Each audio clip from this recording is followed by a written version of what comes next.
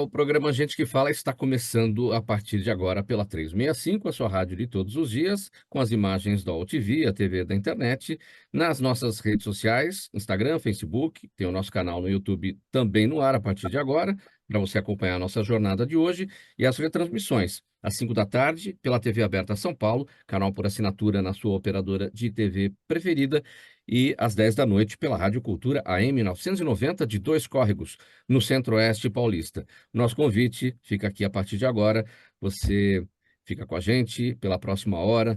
Curta, comente, compartilhe a transmissão do programa Gente que Fala nas plataformas, nas suas redes, nas suas mídias sociais. Interaja também pelo WhatsApp para fazer perguntas aos nossos convidados de hoje. É o 973350038. 973350038.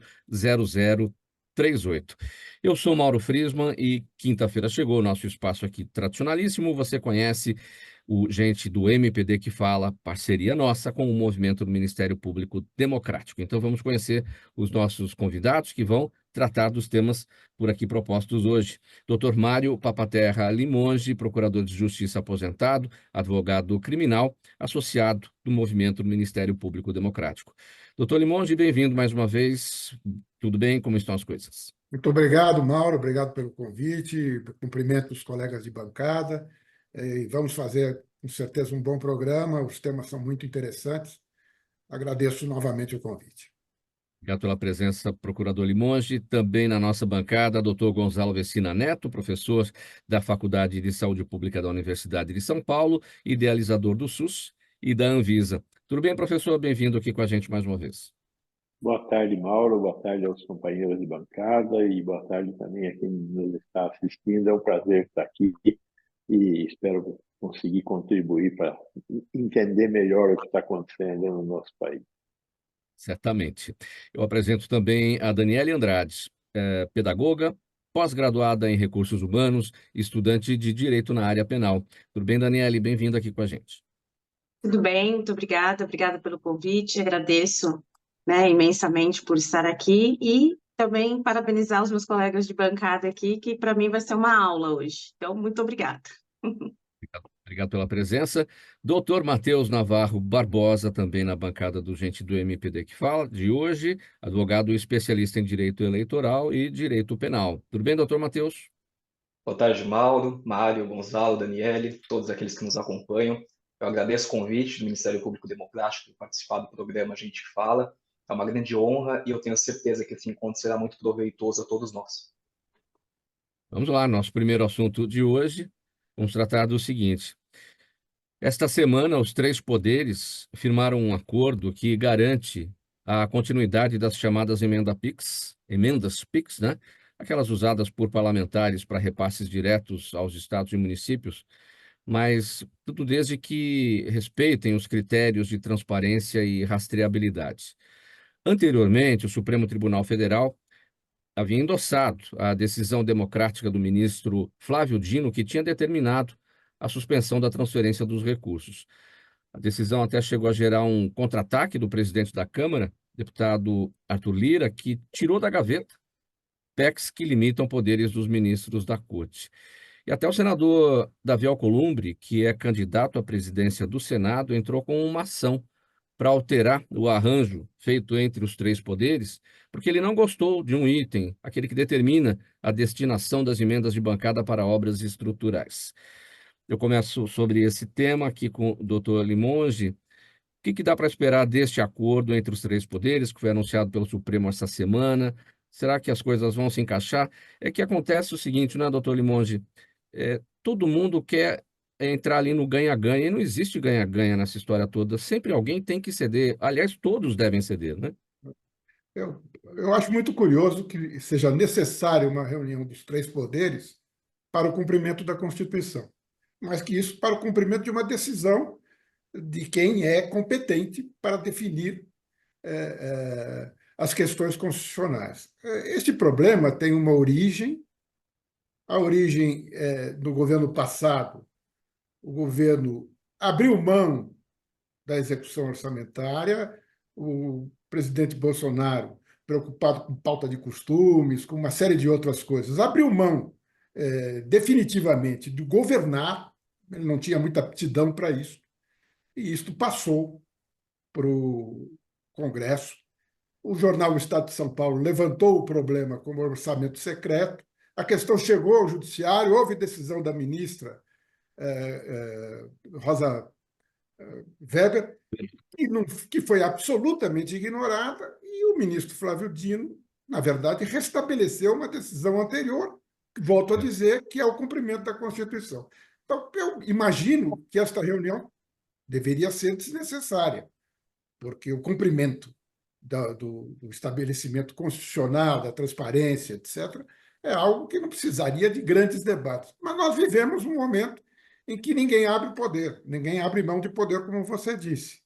Se o executivo abriu mão de algo que não deveria fazer, a retomada deste poder exige a intervenção dos demais poderes. Eu não sou muito otimista, não, porque depois que as coisas andam de maneira não adequada, retornar ao adequado é mais difícil. Vamos esperar. Doutor Matheus, a sua análise sobre esse tema, dá para acreditar que este acordo entre os três poderes em relação às emendas PIX, ou seja, elas continuarão mantidas, mas desde que executadas com os critérios aí de transparência, de correção, dá para acreditar nisso? Ou dá para pensar, olhando para o retrovisor, como destacou o procurador Limonge, é, o governo anterior abriu mão da execução dos recursos, deixou na mão do Congresso, com orçamento secreto, o Congresso gostou disso, né? Se acostumou com isso e voltar à normalidade, as coisas agora são mais difíceis. Bom, acreditar eu acho que é uma questão um pouco difícil, mas enfim, é mais um episódio, como mencionou o Mário, de uma crise institucional que vivemos há anos.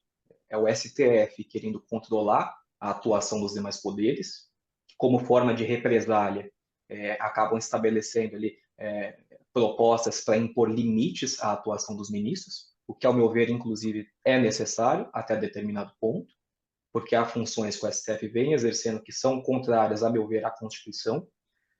O repasse dessas emendas ele é previsto em lei, é algo que acontece há algum ano. De fato, é necessário transparência, mas não pode, por exemplo, a Suprema Corte vir, intervir nessa questão e dizer que o Congresso vai poder repassar essas emendas aos estados e impedir, por exemplo, o restabelecimento, a execução de obras públicas, de obras que são necessárias ao desenvolvimento dos estados, ao atendimento do interesse público.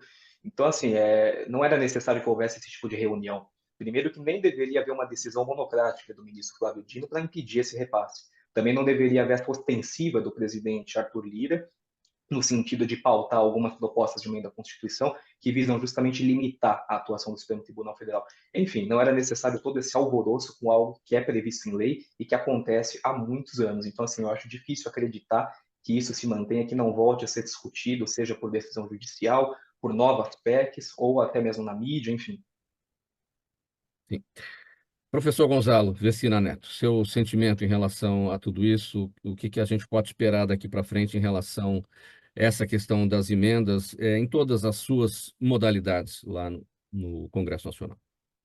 Eu acho que nós estamos próximos de uma renovação no comando das duas casas do nosso Congresso, né? E o pano de fundo é esse jogo político entre o presidente do Congresso e o presidente do Senado, o presidente da Câmara e o presidente do Senado.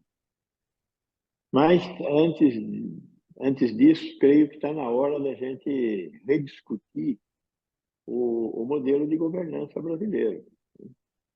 Temos discutido muito que o que sobra para o executivo governar é muito pouco, principalmente depois desse avanço que, se legal, é absolutamente inadequado, né? O Congresso está movimentando livremente uma quantidade de recursos e o próprio executivo não tem condição de executar. A quantidade de recursos que o executivo aprova e a quantidade de recursos que o legislativo está aprovando é bastante inadequado. Mas então nós temos que diminuir a parte discricionária, aumentar a parte discricionária. Isso significa reduzir o pagamento da Seguridade Social, significa reduzir o pagamento de servidores públicos, significa reduzir a fatia da saúde, a fatia da educação, são os quatro pedaços que congelam a capacidade de decidir do executivo, além, é óbvio, da taxa de juros, né? Mais de 50% das receitas tributárias brasileiras são utilizadas para pagar a taxa de juros. Então, temos uma quantidade grande de recursos que estão decididos de antemão. É óbvio que existe um exagero em dizer que está tudo congelado, porque o governo governa executando o orçamento da saúde e o orçamento da educação, que são importantíssimos orçamentos, né? Então, talvez esteja na hora da gente rediscutir, e não é o momento de discutir novamente o parlamentarismo, porque é disso que nós estamos tratando. Eu acho que temos que voltar a discutir o parlamentarismo e outras formas de eleger o parlamento, como, por exemplo, o voto distrital. É o que está acontecendo no Brasil que deve nos levar a reconsiderar esse modelo de governo que estamos vivendo atualmente. Doutor Vecina, muitos parlamentares acostumados, né, em determinadas regiões do país, a levar dinheiro como se eles fossem o rei daquela localidade. Às vezes a prefeitura ali é tão pequena, não tem dinheiro para nada na sua arrecadação, e um deputado, ele tem uma força ali muito grande, muito maior do que o próprio prefeito, né? Veja, nós temos no Brasil 5.700 municípios. Desses 5.700 municípios, alguma coisa em torno de 700 são municípios, são cidades com mais de 100 mil habitantes. A grande maioria dos municípios são municípios de muito pequeno porte, que dependem, para conseguir viver, das transferências dos fundos de participação dos municípios do governo federal, que são transferências automáticas, né? Essa é uma outra parte do orçamento que já está decidida, o que vai para os fundos municipais e estaduais, né?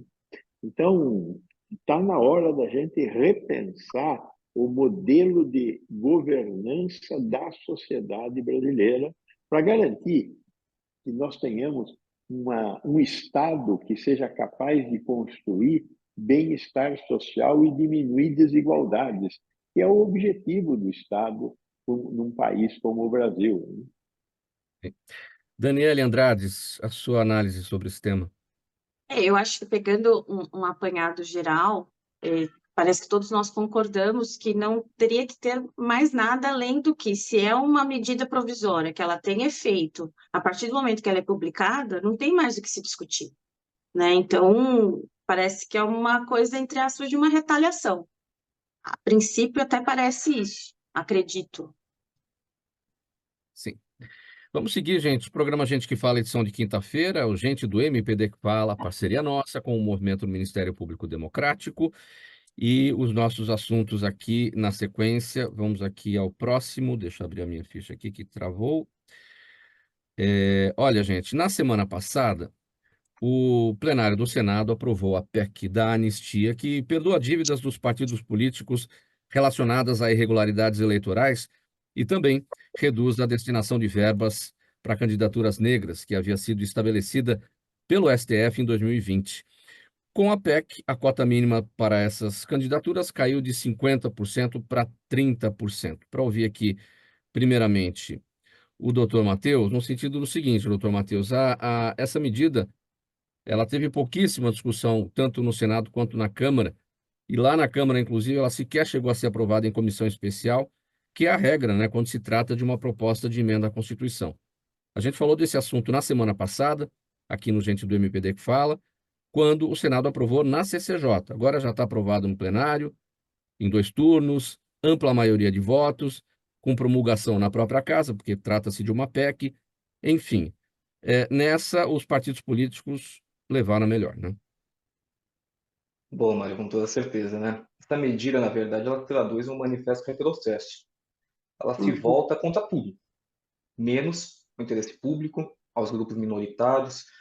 Como você mencionou, a inclusão dessa PEC em pauta, seguida aí de uma rápida discussão pelas comissões, de uma falta de debate no plenário, de participação mesmo do povo, a aprovação de um calendário especial para driblar o devido processo legislativo, para tocar ali a toque de caixa mesmo, né? Tudo isso demonstra que aquilo que foi aprovado é prejudicial não só a grupos minoritários, mas a toda a sociedade, a todo o processo eleitoral, né? Aos próximos processos eleitorais.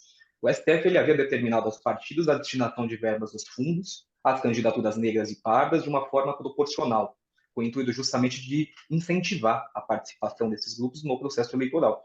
Então, assim, eu compreendo que essa medida do STF, essa antiga medida do STF, ela é uma medida afirmativa, legítima, que encontra amparo no texto constitucional, que inclusive prevê, como bem mencionou o Gonzalo, o combate a todas as formas de desigualdade. Aí o que acontece? Vem o Poder Legislativo, aprova essa PEC da noite para o dia e acaba com tudo isso.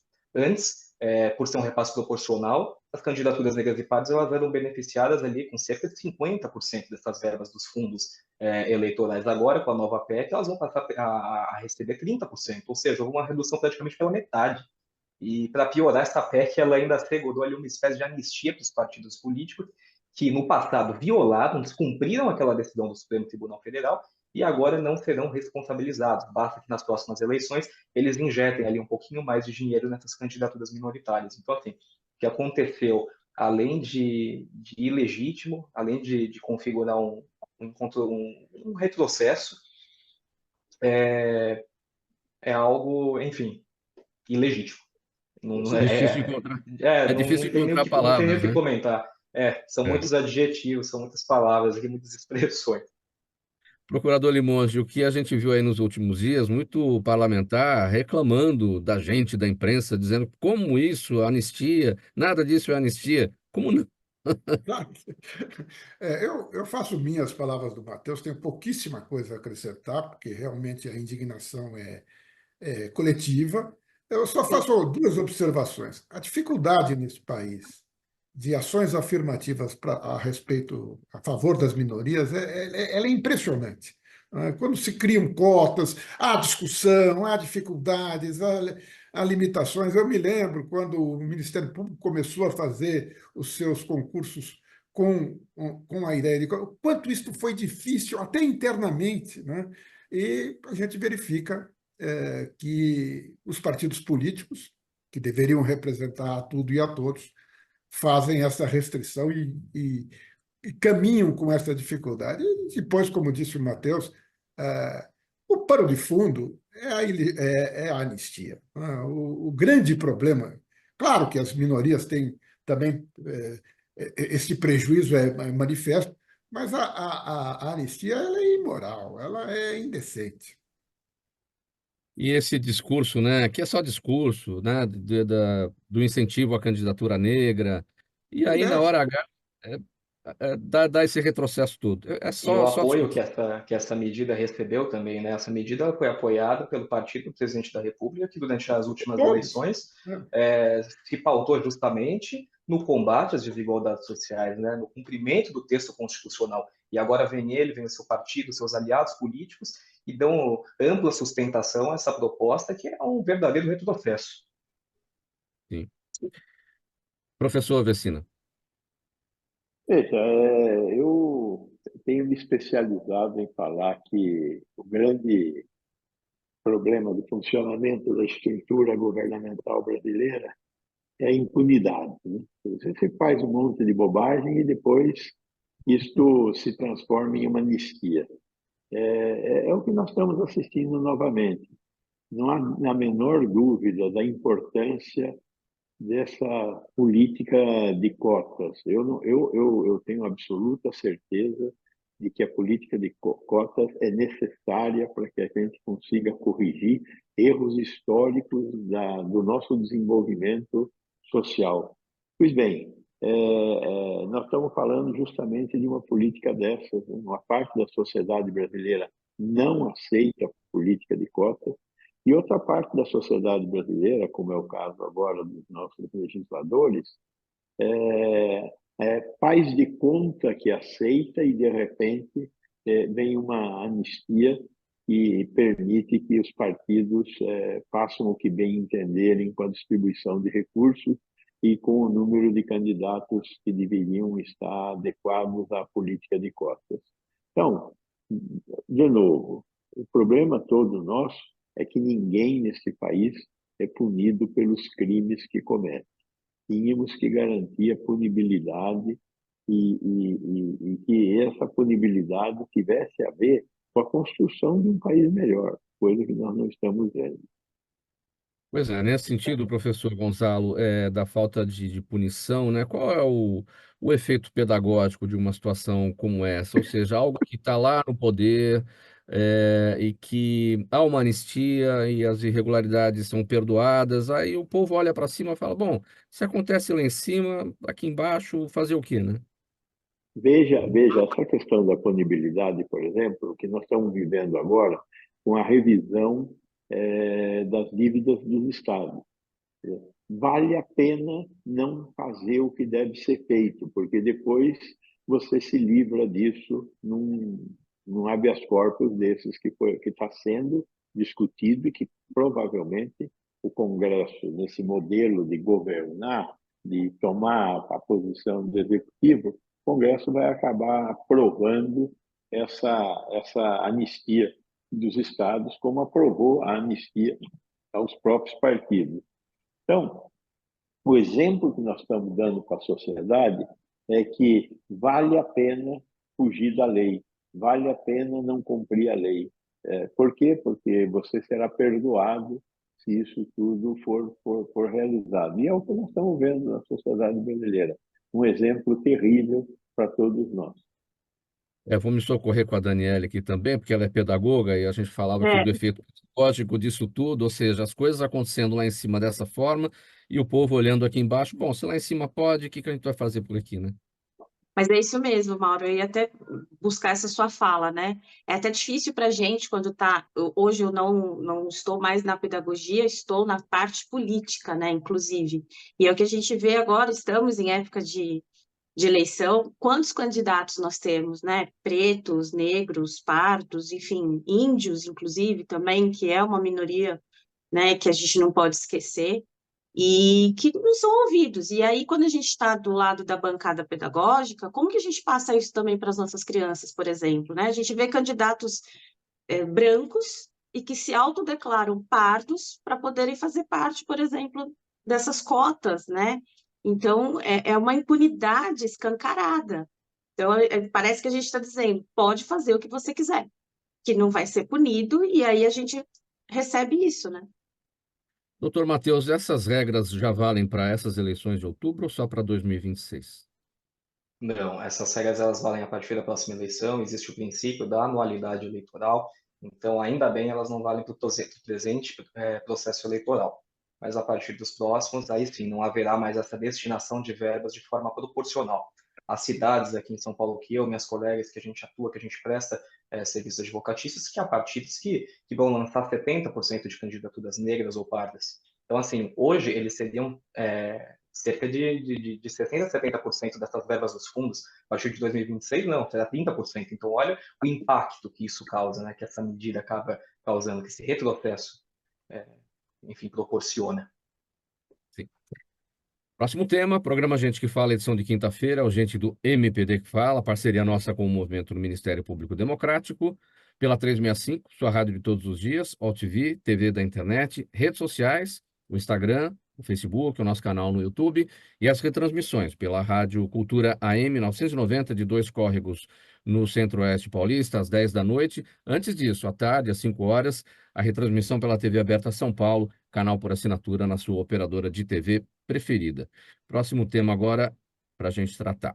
Um levantamento realizado pelo Itaú revelou que os brasileiros perderam cerca de 23 bilhões e 900 milhões de reais em apostas online em 12 meses contados até junho agora.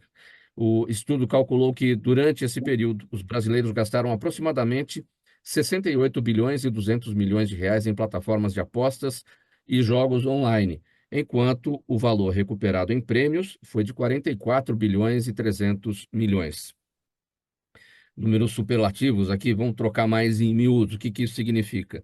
Esse relatório destaca que, em média, para cada R$ 3 apostados, R$ 1 é perdido, ou seja, um terço do valor investido. O que esse estudo nos revela, doutor Limonge?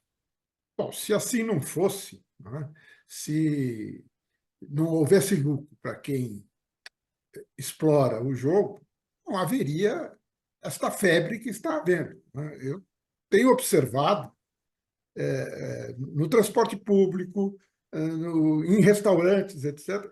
É impressionante como isto pegou. É absolutamente impressionante. As pessoas comentam, falam. Eu não sou muito observador, notei que isto está absolutamente difundido. Quem acompanha a nossa mídia verifica o número de anúncios, de propagandas, a utilização, inclusive, dos atletas medalhistas. Recentemente, e me causou um certo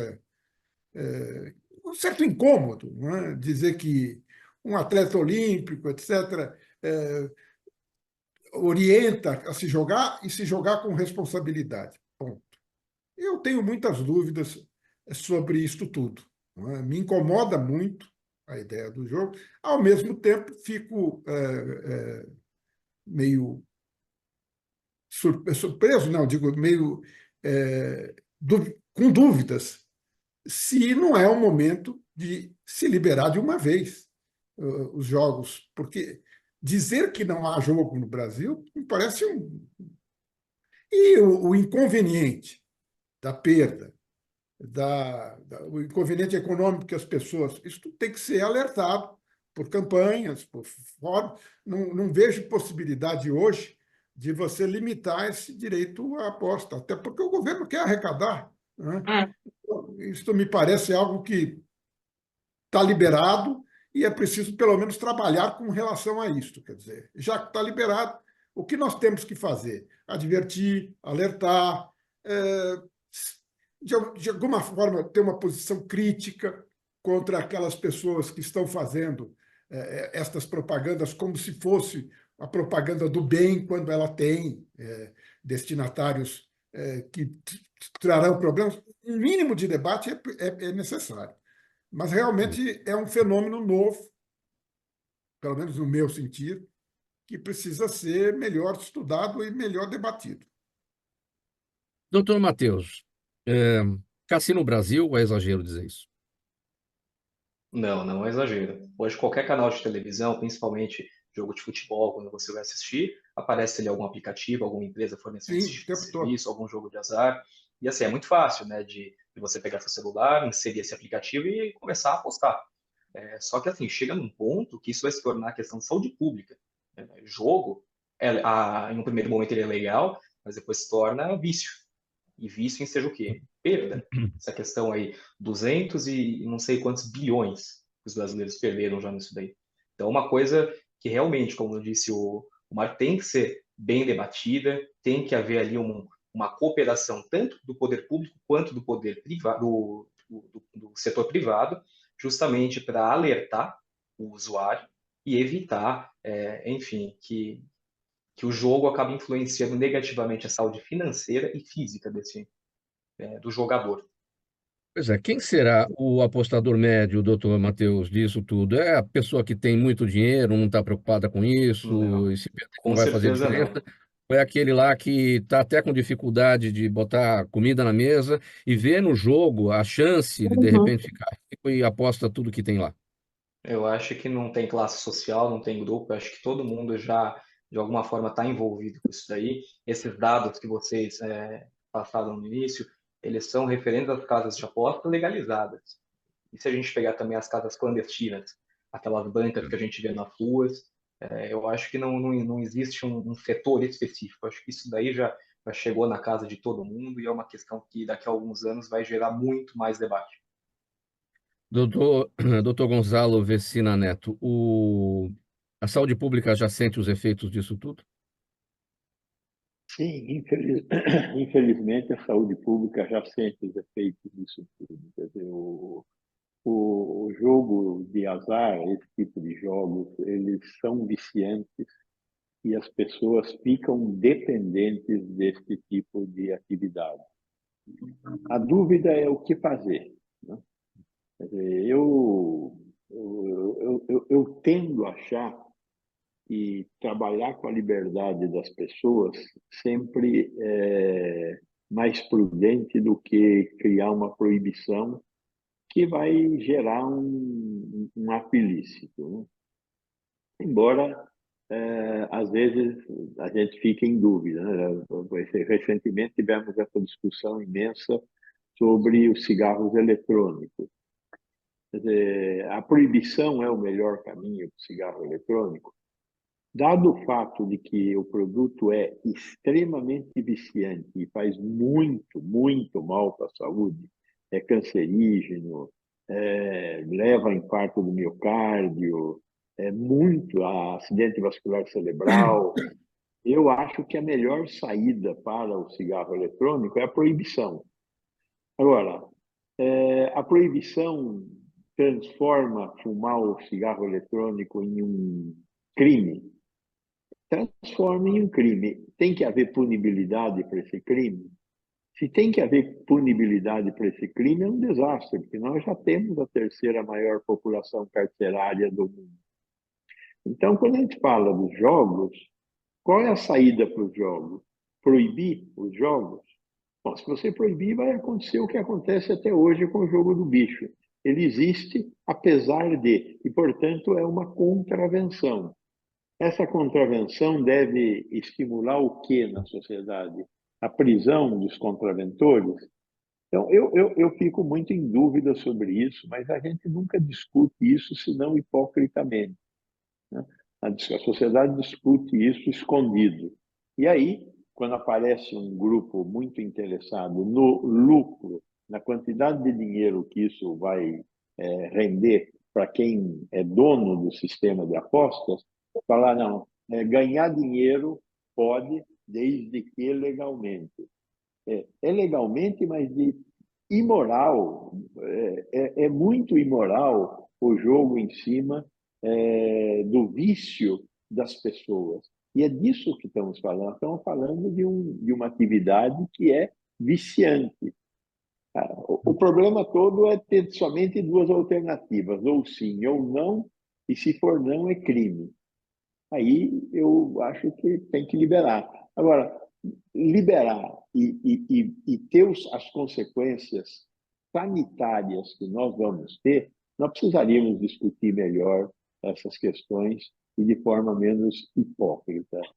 Aliás, muita coisa nesse país não se discute por causa da hipocrisia, né? Estamos falando não só de vício em jogo, estamos falando também do consumo de drogas como maconha, cocaína, etc. Estamos falando de o direito ao aborto, estamos falando de um monte de hipocrisias que a nossa sociedade não consegue encarar de frente.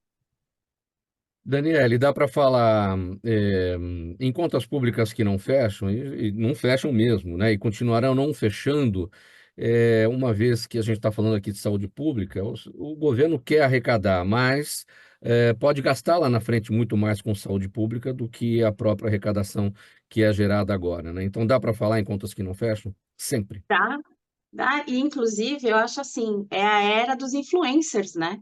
Então, a gente também acaba usando o celular para tudo, né? Você vai fazer uma conta, vai fazer uma transferência bancária, você vai chamar um carro de aplicativo, tudo você usa o celular, que também te induz a isso, a você usar o celular e ali, por exemplo, o joguinho, né? Abrir um pouquinho o Instagram, tá lá. Então, eu acho que além da questão saúde, que a gente fica muito tempo dentro, né, deste meio, porque a gente acaba usando o celular para tudo, será que já não passou da hora também da gente verificar, né, esses aplicativos, essas contas, essas redes sociais, de uma maneira em que elas também venham conosco debater isso, porque para eles está fácil, né? Eles estão ali arrecadando, estão ganhando likes, estão ganhando, enfim, notoriedade, e eu pego até pelo lado das nossas crianças, né? Falando um pouco do lado pedagógico, começa ali. Você vê crianças de 5, 6 anos, até menos, que sabem lidar melhor até com isso do que a gente que é adulto, né? Então, eu acho que não é só uma questão do governo, eu acho que é uma questão de políticas públicas estabelecidas. Eu acho que também a gente tem que ver essa parte desses aplicativos, dessas empresas que chegam e também não tem nenhuma questão de ser punível o ato deles em si, em relação a jogos, a tudo que vem no nosso mundo virtual, né? De internet. Vamos seguir. Próximo tema, programa Gente que Fala, edição de quinta-feira, é o Gente do MPD que Fala, parceria nossa com o movimento do Ministério Público Democrático. O governador de São Paulo, Tarcísio de Freitas, está preparando um decreto que vai permitir destinar o dinheiro apreendido de facções criminosas para um fundo de segurança pública. Os recursos serviriam para aprimorar a inteligência e as estruturas das polícias civil e militar e também equipar as forças de segurança. Pelo decreto, que na verdade regulamenta uma lei federal, né, que autoriza tudo isso, devem ser incorporados ao fundo dinheiro apreendido em espécie ou aquilo depositado em contas do crime organizado, além dos valores obtidos com o leilão de veículos ligados ao crime, né? E para gerir todo esse processo, será criado o Núcleo de Recuperação de Ativos, coordenado por um delegado de polícia. Doutor Matheus, dinheiro sai do crime organizado e vem para o Estado, que apreendeu esse dinheiro todo, enfim. Na prática, é o dinheiro do crime organizado sendo usado para combater o crime organizado, certo? Exatamente.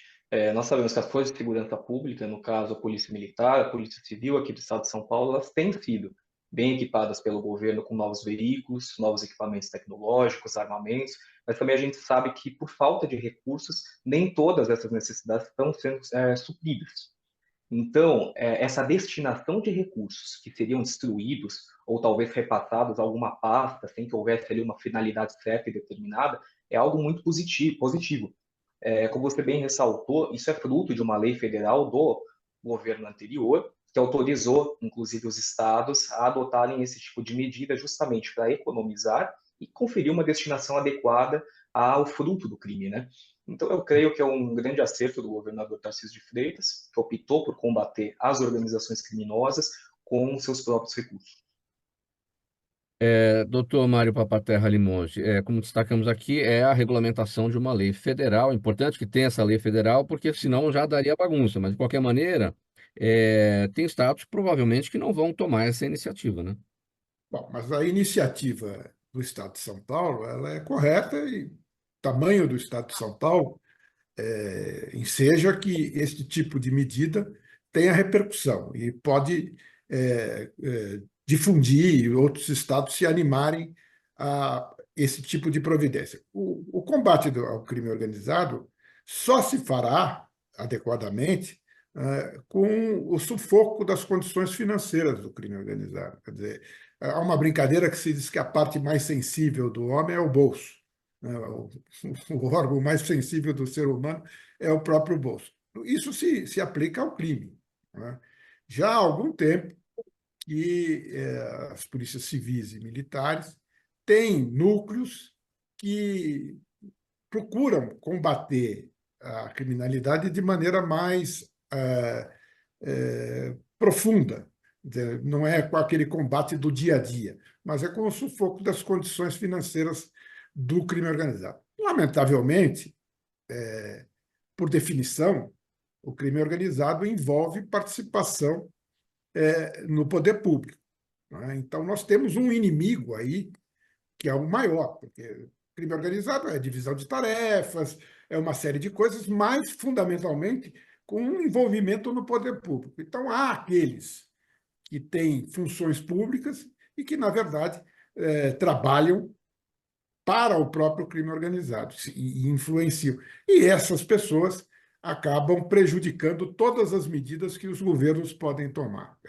Temos notícia, aí o doutor Matheus é o especialista no assunto, do envolvimento do crime organizado no processo eleitoral, né? E isso é algo que deve nos alarmar, deve nos preocupar e bastante. Mas, repito, que a medida adotada pelo governo do Estado merece elogios, é adequado, é importante e modifica um pouco o tratamento rasteiro que é feito no combate ao crime, né? Feito de uma maneira mais científica, mais bem elaborada. Doutor Vecina, no sentido do que destacou aqui o doutor Limonge, da presença, muitas vezes, do crime organizado no poder público, e isso coloca tudo a perder, a gente quer crer que uma medida como essa, de fato, vai fazer com que o dinheiro seja usado para combater o crime organizado. É dinheiro carimbado, vai lá para o fundo e servirá para isso, e que não servirá para outra coisa, né? Eu só acho que nós usamos pouco essa inteligência no sentido de seguir quem está ganhando dinheiro com os atos ilícitos, né? A história traz exemplos importantes, como é o caso lá do Al Capone, né? Que só conseguiu ser preso e paralisar a vida criminosa dele, que era uma vida criminosa bastante rica de eventos, né? A partir do momento em que se resolveu ir atrás daquilo que era visível. E o que é visível é o gasto e o recolhimento de dinheiro. Então, seguir o dinheiro é um caminho importante para diminuir o impacto do crime na nossa sociedade. E ele não é tão difícil de ser seguido, porque hoje não existe jeito de você gastar dinheiro sem ter um CNPJ, sem ter um CPF. E com o índice de informatização da nossa sociedade, particularmente dos bancos, hoje não se tem como, é praticamente impossível manter algum tipo de dinheiro que não passe em algum momento por uma instituição bancária.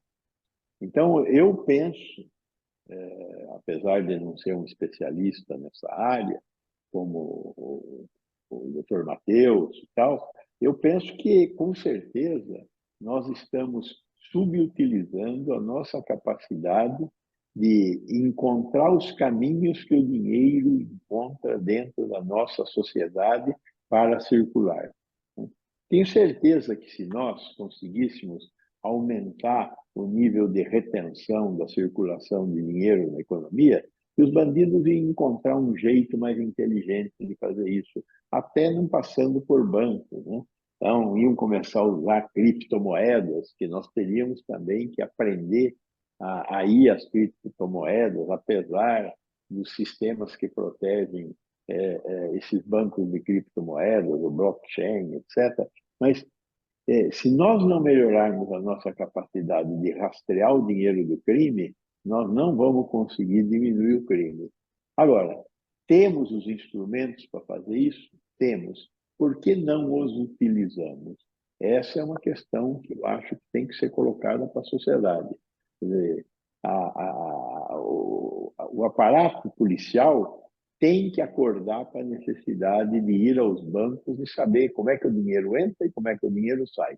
Porque o dinheiro que está aí no crime passa necessariamente pelos bancos. Tem CPF, tem CNPJ, só teríamos que criar uma estrutura adequada para identificar essa circulação do dinheiro. Agora, algumas das modalidades criminosas da vez, né? O golpe virtual, o golpe telefônico, porque antes você viu o assalto a banco, você viu o assalto ao carro forte, o dinheiro em espécie não circula mais como antes, né? Então, é esse tipo de golpe que precisa funcionar para essa turma aí. Mas ele circula, tem um CNPJ, tem um CPF atrás de cada golpe desses. Os bancos têm condição, porque hoje está tudo informatizado. Tem até um negócio chamado Open Bank, onde você passa seus dados para um banco que fica sabendo da sua vida no outro banco. Então, o que falta é criar uma inteligência capaz de identificar esses atos. Eu não estou falando só de Brasil, mas eu acho que o Brasil, em relação a outros países, ele até tem instrumentos melhores, porque o nível de informatização do nosso sistema bancário deve ser um dos maiores do mundo.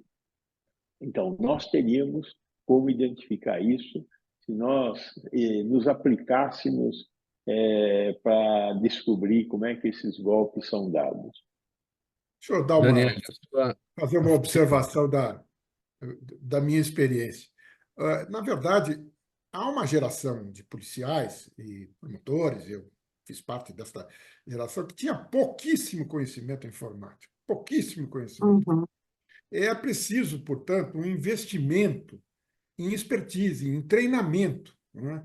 Eu vejo hoje que há um grupo, recentemente eu acompanhei uma diligência, enfim, como advogado criminal, uma diligência no DEIC, e eu verifiquei assim que há hoje um conhecimento muito mais sofisticado, mas ainda insuficiente. Quer dizer, a criminalidade está um pouco mais preparada para a modernidade, para a informática, do que os nossos agentes policiais. É preciso investir nisso, que esse dinheiro seja nesse sentido, né? Num treinamento mais adequado, formarmos uma elite bem razoável que possa seguir o dinheiro, por exemplo. Daniele, para te ouvir sobre esse tema. Eu acredito que eu pego um pouco da fala do Dr. Mário, que é exatamente essa questão do treinamento, né? Então, eu acho que a gente precisa vir com esses investimentos no efetivo, porque realmente é precário, muitas das vezes, né? Até as condições de trabalho deles e esse preparo, porque é notório, às vezes eles não têm essa habilidade com a tecnologia, né? A gente tem aqui em São Paulo, criado recentemente, por exemplo, o Smart Sampa, né? Que é um lugar de monitoramento. Então, assim, eu acho que isso é que precisa ser investido, é com isso que a gente vai combater o crime, voltando esse dinheiro para esses investimentos e principalmente treinamentos, né? Para o nosso efetivo, para as nossas polícias. Eu acho que isso é muito importante. Vou fazer até uma brincadeira aqui com o tema sério, doutor Matheus, para a gente finalizar esse tópico, porque o doutor Vecina falou do Open Bank, né? Ou seja, um banco sabe da sua vida bancária na outra instituição, né? As entidades aí, os órgãos, tinham que criar o Open Eyes para essa situação, né? Olhos abertos, é isso que está faltando. E existem alguns sistemas de cooperação, de colaboração, inclusive com o COAF, que Sim. envolve não só os bancos, mas também empresas. Mas eu creio que é uma grande dificuldade mesmo seja você identificar uma organização criminosa, porque hoje em dia ela não tem mais cara. Antigamente a gente pensa, como o Gonzalo mencionou, no Al Capone, aquelas organizações que assaltam bancos e tudo mais. Hoje nós temos organizações criminosas dentro do Estado, dentro de partidos políticos, dentro de um processo eleitoral. Hoje em dia não existe mais um estereótipo. O primordial hoje é você identificar a organização criminosa, porque daí sim, a partir disso, você consegue rastrear os seus passos, rastrear o dinheiro e chegar no núcleo central, na sua liderança, e aí sim desmantelar esse agrupamento criminoso. Último tema do programa, eu continuo com você, doutor Matheus. O Supremo Tribunal Federal ordenou que o Centro de Progressão Penitenciária de Pacaembu, localizado em Presidente Prudente, no interior aqui de São Paulo, reduza a sua superlotação para, no máximo, 37,5% 37,5% acima da capacidade, num prazo de até 30 dias. Atualmente, o presídio opera com 150% do que deveria e, por isso, sofre uma ação movida pela Defensoria Pública do Estado para solucionar o problema. Para o ministro Edson Fachin, do Supremo Tribunal Federal, a falta de ações previamente determinadas pela Justiça para controlar a situação contribuiu para o colapso e também para o superencarceramento nesta unidade. O ministro Fachin também destacou que, além da superlotação, o presídio é marcado por graves problemas de infraestrutura, como a falta de colchões, ventilação adequada e acessibilidade para presos com deficiência. Agora, doutor Matheus, como reduzir de 150% para 37,5% acima da capacidade? Olha, Mauro, superlotação, esse tema ele não é de hoje, não é algo isolado, próprio ali do município de Presidente Prudente, é uma questão de caráter nacional. E a questão é justamente essa: como resolver? A Lei de Execuções Criminais, né, a ALEP, ela prevê no artigo 88, o condenado ele será alojado em uma cela individual, um dormitório, aparelho sanitário, lavatório, mas é isso que a gente vê? Veja a lotação aí em Presidente Prudente nos outros presídios do país. é evidente o descumprimento da legislação, né? Há uma violação de direitos humanos previstos ali em tratados internacionais, há uma afronta aos direitos fundamentais previstos na Constituição, independentemente da posição que ele ocupa. Eu não sou contrário às penas privativas de liberdade, aos sistemas prisionais, sanção decorrente da prática de administração penal, pelo contrário. Eu entendo que todos os criminosos eles devem ser responsabilizados desde que dentro da legalidade. E a violação da LEP, esse cenário todo que você contou, ele já foi discutido pelo Supremo Tribunal Federal, né? No âmbito da DPF 347, a Suprema Corte ela reconheceu aquilo que se denomina um estado de coisas inconstitucional. O Supremo ele atestou ali uma violação massiva de direitos constitucionais fundamentais. E qual foi o impacto que isso gerou? Nenhum. É só olhar a situação do presidente Prudente. Por quê? Porque no Brasil a gente não tem o que tem em outros estados estrangeiros, que é a possibilidade, né, o botãozinho ali, o recall, que é o quê? A possibilidade de, diante da inércia do presidente da República ou do Poder Legislativo em solucionar um problema, a gente, enfim, remover a pessoa do poder. No Brasil não existe essa possibilidade. Então, o que acontece? O Supremo Tribunal Federal ele reconhece a ilegalidade, ele comunica os demais poderes da República para que eles resolvam esse problema e eles nada fazem. Por quê? Porque não existe uma sanção, não existe uma reprimenda. E, diante disso, creio eu que esse assunto ele será novamente tema de debate, é algo que não vai se esgotar. Muito rapidamente, perguntas da nossa audiência a partir de agora, poucos segundos para as respostas, gente, uma para cada um, para a gente poder chegar no final aqui, o tempo já está bem apertadinho aqui. O Jaime está com a gente pelo WhatsApp, valeu Jaime, todo dia participando. Doutor Limonge, ele pergunta quais são as dificuldades de um advogado de defesa quando o seu cliente já foi condenado pelo Tribunal da Internet. É uma dificuldade insuperável, uma dificuldade insuperável. Esta condenação ela é irreversível, né? E é preciso que as pessoas saibam disto, né? É possível, sim, conseguir-se depois indenizações, etc., mas o estrago provocado pelas redes sociais, pela condenação da internet, ela é irreversível. É muito triste.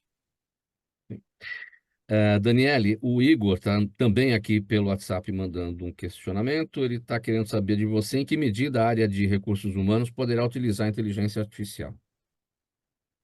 Olha, eu acho que o recursos humanos ele abrange todas as áreas, né? Que é exatamente isso. Então, a inteligência artificial ela vem para agregar em treinamento, né, em desenvolvimento, principalmente no desenvolvimento das empresas. Então, eu sou muito adepta à inteligência, né, artificial e eu acho que ela vem para agregar em todas as áreas dos recursos humanos, treinamento, desenvolvimento, recrutamento, seleção. Acho que em todas as áreas ela abrange. A princípio, acho que em recrutamento, né? Você consegue ter ali um Também. apanhado de candidatos por meio da inteligência Sim, artificial, fazendo ali o movimento necessário, né, para observação das habilidades, para a escolha sim. de cada. Sim, eu acho que ela vem, e até posso dizer que até no treinamento, até um pouco mais até, sabe? Porque a gente que é de treinamento, a minha especialização, por exemplo, é em treinamento, né? Então, são recursos que a gente acaba adquirindo com a inteligência artificial que são maravilhosas, que nós não tínhamos lá quando eu fui, quando eu tirei meu diploma, né? Mas hoje, eu acho que vem para agregar e muito, muito mesmo. Professor Gonzalo, a Yasmin no Instagram, valeu Yasmin, quer saber, a humanidade tem esperança ou pode ter esperança no desenvolvimento de vacinas que ativem a produção de anticorpos contra o câncer? Já estamos vivendo esse tempo. Nós já temos vacinas hoje, principalmente essas oriundas de a utilização do RNA mensageiro, como foi a da Covid, que criam, sim, novas armas no sistema imunológico para nos defender dessas doenças novas, e inclusive do câncer, né? Como nós temos visto aí com as células CAR-T-cell. As CAR-T-cell são células de um tipo de câncer que você modifica através da utilização de uma tesoura biológica acionada por um vírus, que vão atacar células cancerígenas e estão sendo um sucesso muito importante. Eu não tenho dúvida que o futuro da medicina está nesse tipo de instrumento para combater cânceres e qualquer outra doença que nós temos. Tem várias doenças que nós já estamos utilizando. Lúpus é uma doença que nós estamos utilizando também essas armas imunológicas, né? Então, o futuro está aí. Ainda é muito caro, mas eu tenho certeza que nós vamos diminuir o custo disso para se tornar mais acessível a toda a população. Última pergunta, doutor Matheus, em poucos segundos, por gentileza. Em que situações um candidato a cargo eletivo tem a sua candidatura impugnada, ou pode ter, né? A pergunta aqui do Michel, que está com a gente no Facebook. O registro da candidatura, ele acontece no atual momento e normalmente são nos casos de inelegibilidade. São aquelas pessoas que não ostentam as condições previstas na Constituição e na legislação constitucional que impedem ela de se candidatar e eventualmente ocupar um cargo elegível. Por exemplo, filiação partidária, ausência de domicílio eleitoral, condenação criminal transitada em julgado, são esses tipos de fatores que acabam impedindo o registro da candidatura. Muito bem, ponto final aqui. Vamos colocar agora, nessa nossa edição do Gente que Fala de hoje, quinta-feira, sempre o Gente do MPD que Fala, parceria nossa com o Movimento do Ministério Público Democrático. Participaram com a gente o doutor Mário Papaterra Limonge, procurador de Justiça aposentado, advogado criminal, associado do Movimento do Ministério Público Democrático, o professor da Faculdade de Saúde Pública da Universidade de São Paulo, doutor Gonzalo Vecina Neto, idealizador do SUS e da Anvisa, a Daniele Andrades, pedagoga, pós-graduada em Recursos Humanos, estudante de Direito na área penal, e o doutor Matheus Navarro Barbosa, advogado especialista em Direito Eleitoral e também em Direito Penal. Um abraço para cada um de vocês, muito obrigado pelas presenças, pelas participações. A gente aguarda uma próxima oportunidade, mais uma vez, todos para novos assuntos por aqui. E a nossa ficha técnica aqui é a parte final, programa Gente que Fala, sempre realização da ABCom, 23 anos no ar, apresentação minha, Mauro Friesman, pauta e redação do Luiz Ferro, a Zenilda Salvato é a nossa diretora de produção, o jornalista Fausto Camunha é o nosso diretor-geral, e você do outro lado, espectador, internauta, ouvinte, a razão da nossa presença sempre por aqui.